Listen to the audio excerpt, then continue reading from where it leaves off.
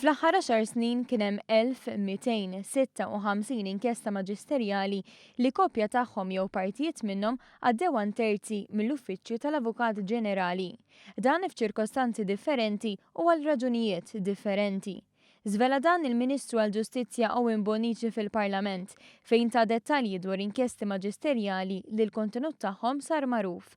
Bonnici dikjara dan fit-tweġiba għal domanda ta' Jason Azzopardi, kellim tal-Oppożizzjoni li ma qabilx mal-ħsieb tal-Gvern li jippubblika l-inkjesta maġisterjali fuq l-inċident traġiku li seħħ f'Paċiville aktar kmieni dan ix-xahar. Il-Viċi Kap tal-Partit Nazzjonalista Beppe Fenekadami kien qal l-inkjesta maġisterjali ma tistax tiġi pubblikata għaliex din jistgħu jarawha biss il-Maġistrat u l-Avukat Ġenerali.